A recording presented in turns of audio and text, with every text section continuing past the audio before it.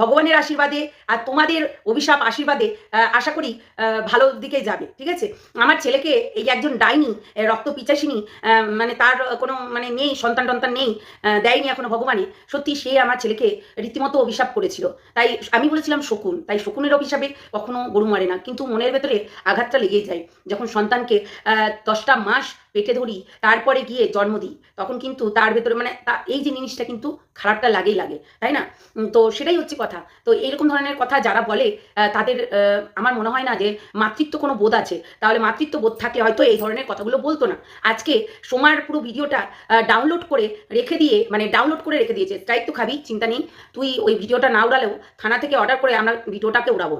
তোর নিজের ভিডিও দিতে পারছিস না, আর অন্যের ভিডিওকে ডাউনলোড করে সেটাকে ছেড়ে দিচ্ছিস, কতটা নির্লজ্জ। তোর নিজের কোনো ক্রিয়েটিভিটি নেই, যার কারণে এসব করছিস, ঠিক আছে? আর একটা জিনিস মাথায় রাখিস, এখনো পর্যন্ত ছেড়ে রেখেছি, কি বলতো, তোর হাজবেন্ড তোকে বাড়ি থেকে একদম বিতাড়িত করে দিবে যদি আমি তোকে কেস করি। হ্যাঁ, এইটা কিন্তু সেদিনকে তোর হাজবেন্ডই বলছিল, মানে তুই বলছিলি যে হাজবেন্ড আমার হাজবেন্ড আমাকে ভীষণ মানে ইয়ে করে, হ্যাঁ, টর্চার যাকে বলে। তো সেই জন্যই আর কি, বুঝলি? তো আমি তোকে কিছু বলতে চাই না, পারলে ভিডিওটা ডিলিট করে দিস, নাহলে কি করে ভিডিও ডিলিট করতে হয় সেটা কিন্তু আমরা জানি, ঠিক আছে? সে কি করে উড়াবো সেটা আমাদের জানা আছে। তো নিজের চ্যানেল বলি না, নিজের চ্যানেল, নিজের নেট, নিজের ইয়ে, তাহলে নিজের কেন ফেস নেই? হ্যাঁ, অন্যের কেন ভিডিও ডাউনলোড করে দিতে হচ্ছে? নির্লজ্জ বেহায়া।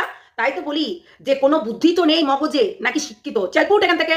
তোর মতো শিক্ষিত, তোর মতো নির্লজ্জ, তোর মতো হারামি মেয়ে ছেলে কোথাও আছে? তুই আবার অন্যকে বলিস এর এখনই এরকম কথা, আবার এখনই আর এক রকম কথা। মানে ওই যে বলে না কথায় আছে, পুঁতে এক কথা আর মুখে এক কথা, সেই রকম হচ্ছে কথা, ঠিক আছে?